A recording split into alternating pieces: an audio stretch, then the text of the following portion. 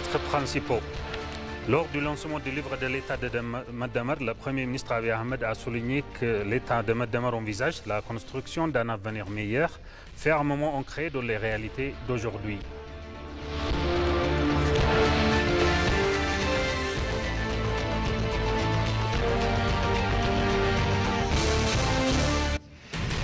Le grand barrage de la Renaissance présente de grands avantages pour la connectivité et le développement régional, selon des journalistes soudanais.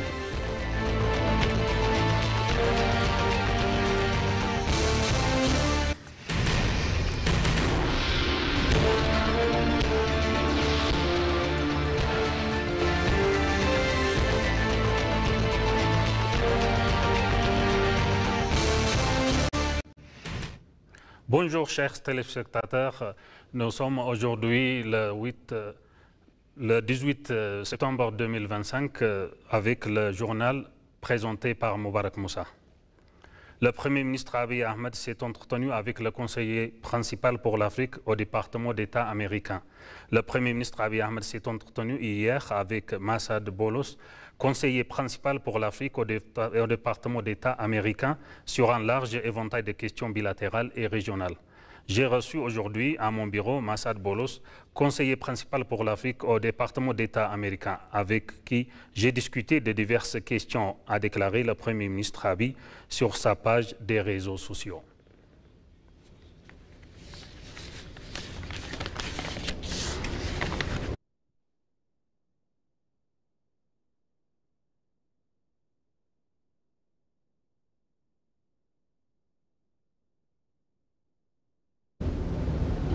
Lors du lancement du livre de l'État de Maddamar, le Premier ministre Abiy Ahmed a souligné que l'État de Maddamar envisage la construction d'un avenir meilleur, fermement ancré dans les réalités d'aujourd'hui. Il a souligné que le livre aborde la question cruciale de savoir pourquoi l'Éthiopie reste pauvre et propose une solution claire et réalisable, ainsi qu'une feuille de route pour accélérer les progrès. Le Premier ministre a ajouté que l'État de Maddamar présente des solutions qui définissent clairement la destination de l'Éthiopie, soulignant que le livre ne se contente pas d'envisager la prospérité du pays, mais qu'il trace activement la voie à suivre pour y venir. Il a souligné que l'objectif ultime est de construire une nation qui ne contente pas d'imiter les autres, mais qui s'impose comme un modèle d'excellence et une vision qui porte déjà ses fruits. Il a souligné que ces succès démontrent la capacité du pays à réaliser ses ambitions.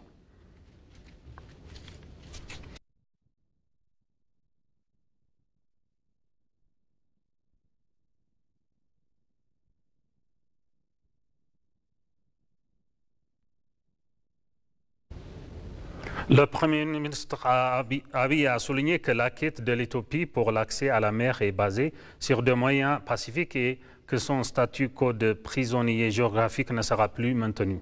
Lors de l'inauguration de son 4e livre d'État Maddamar hier au centre des congrès d'Addis Abeba, le Premier ministre Abiy a souligné avec force qu'une génération qui pourrait être remplie d'inquiétude et de doute pour récupérer l'accès à la mer Rouge qui nous appartenait auparavant est victime d'une fracture psychologique. Abiy a également souligné que l'Éthiopie ne peut plus rester dans le statu quo d'un prisonnier géographique. Le Premier ministre a exhorté ses frères et sœurs à se préparer à des négociations pacifiques. Le Premier ministre a également souligné la nécessité de forger une solidarité entre les citoyens autour d'une vision commune. Il a souligné que l'unité de l'Éthiopie a toujours inquiété les ennemis de la nation. Le Premier ministre Abiy Ahmed a souligné son rêve en brossant un tableau brillant du pays, de sorte que le Parlement éthiopien débattre du montrant de l'aide à apporter aux voisins de l'Afrique de l'Est, plutôt que d'avoir besoin de recevoir lui-même de l'aide.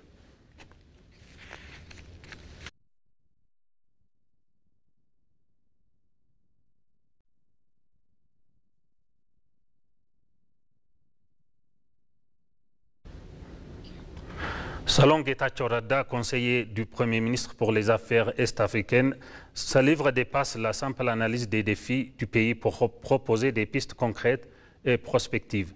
La cérémonie de lancement organisée hier a réuni le président Haïlé Selassie, deux responsables gouvernementaux, des officiers supérieurs de l'armée ainsi que des citoyens issus de divers horizons. Dans son intervention, Getachew Reda a souligné que l'ouvrage constitue un regard lucide sur le passé, le présent et l'avenir du pays, tout en insistant sur la nécessité de corriger les faiblesses structurelles et de préserver les acquis éprouvés. Il a révélé que ce livre rejette la pratique traditionnelle de la politique de gagnant-perdant, encore trop présente en Éthiopie. Selon Getachew, les méthodes anciennes ne permettent plus de répondre aux défis actuels. La philosophie de Meddemer, pour son approche novatrice et intégratrice, constitue une véritable alternative, comme en témoigne la transformation rapide et innovante d'Addis Abeba ces dernières années. Il a conclu en appelant à étendre cet esprit de renouvellement et de résilience à l'ensemble du pays et pas seulement à la capitale.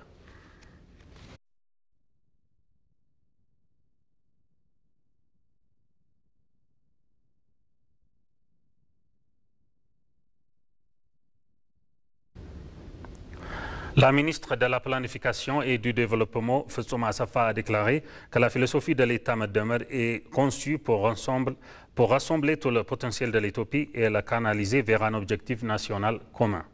Elle a également souligné l'importance de cette approche pour exploiter les ressources collectives du pays en vue d'un progrès partagé. Lors du lancement du dernier livre du Premier ministre Abiy Ahmed, L'État de Meddemer, la ministre a expliqué que l'ouvrage offre une perspective politique et économique qui définit la gouvernance par la synergie, la créativité et l'inclusion. La ministre a également noté que le livre critique l'adoption aveugle de doctrines étrangères qui ont souvent été à l'origine de conflits et de divisions lorsqu'ont été appliquées sans tenir compte du contexte local. Au contraire, le cadre l'État Meddemer promeut des solutions de stratégie de développement enracinées dans les conditions spécifiques de l'Éthiopie. Selon la ministre, le livre envisage un rôle pour les secteurs privés, publics et privés qui dépassent les divisions dépassées, soulignant en outre la nécessité d'une coordination où les organismes gouvernementaux, les ONG, les entreprises et les communautés travaillent ensemble pour libérer la capitalité créative de l'Éthiopie et générer de nouveaux marchés et de nouvelles opportunités. La ministre Fetsuma a ajouté que l'État Meddemer ne se contente pas de répondre aux besoins de base, il aspire à des objectifs plus élevés d'innovation et de saut pour une prospérité à long terme.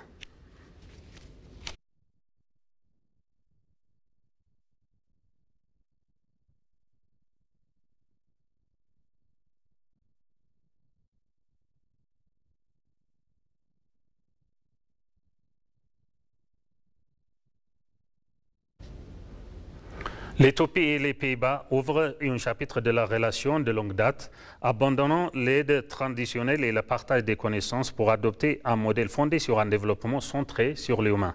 Lors d'une réunion conjointe de haut niveau, la ministre d'État des Finances, Samreta Soaso, a souligné que le partenariat s'appuierait de plus en plus sur des approches innovantes, notamment le financement mixte, afin de garantir le développement social et l'investissement des entreprises se renforcent mutuellement. Les discussions ont également mis en lumière les priorités nationales de l'Éthiopie, notamment la stabilisation de la macroéconomie, le renforcement de la participation du secteur privé et le développement de secteurs clés tels que le système alimentaire, la santé, l'eau et l'assainissement. Pour sa part, la délégation néerlandaise, composée de hauts fonctionnaires et de conseillers politiques du ministère des Affaires étrangères, a souligné son engagement à renforcer l'intégration des politiques et la cohérence des programmes soutenus par les Pays-Bas. L'ambassadrice Christine Prehn a réitéré l'importance d'harmoniser les priorités communes, notamment dans les domaines de l'agriculture et de soutien aux petits exploitants, alors que l'équipe de Pays-Bas prépare sa prochaine stratégie pluriannuelle. Les deux gouvernements ont affirmé leur attachement à la cohérence des politiques et à l'intégration concrète, jetant ainsi les bases d'un cadre de coopération renouvelé, durable, inclusif et résolument axé sur le développement humain.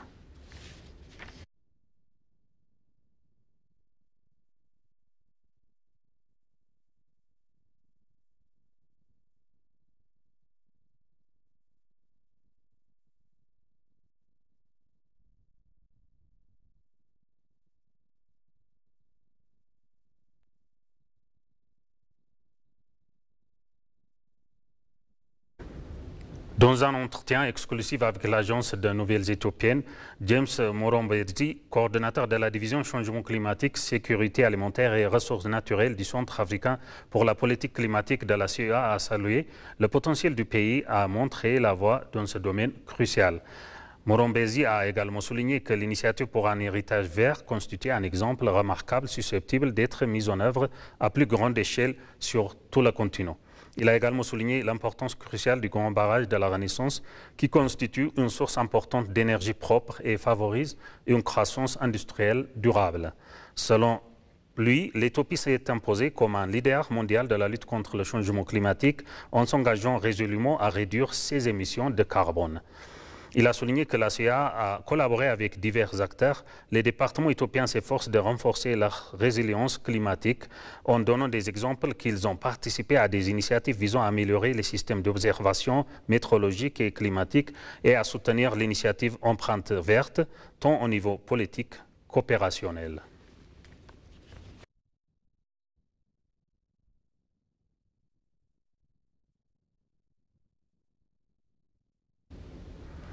Et pour conclure le journal, le grand barrage de la Renaissance présente de grands avantages pour la connectivité et le développement régionaux selon des journalistes soudanais.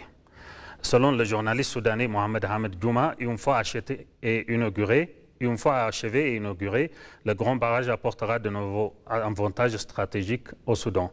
Le journaliste a souligné que la seule option pour les riverains était de résoudre les problèmes par le dialogue et la négociation. Il a noté que les informations négatives sur le barrage dont les médias arabes étaient loin de la réalité et ne reposaient sur aucune logique scientifique. Il a indiqué que l'Éthiopie et le Soudan devraient renforcer leurs relations en travaillant davantage sur les questions qui protègent leurs intérêts communs. Un autre journaliste soudanais, Aboubakar al-Samani, a déclaré que le barrage n'était pas seulement un projet éthiopien, mais aussi africain. Il a ajouté que le barrage contribue significativement à garantir un approvisionnement énergétique propre et abordable sur le continent. Il a également ajouté qu'il offre aux pays voisins une excellente occasion de répondre à leurs besoins énergétiques.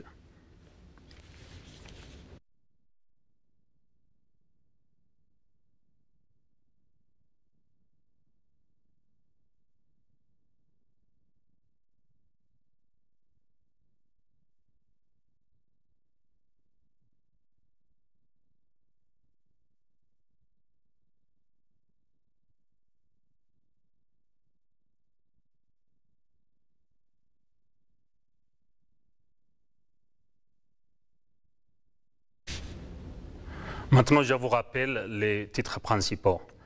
Lors du lancement du livre de l'État de Mademar, le Premier ministre Abiy a souligné que l'État Mademar envisage la construction d'un avenir meilleur, fermement ancré dans les réalités d'aujourd'hui.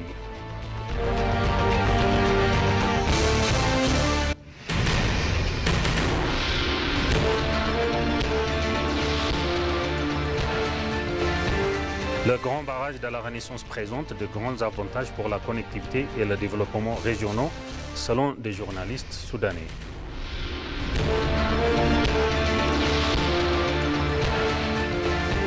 Chers téléspectateurs, ainsi s'achève notre journal d'aujourd'hui. Merci de l'avoir suivi. Excellente suite de programme. À la prochaine.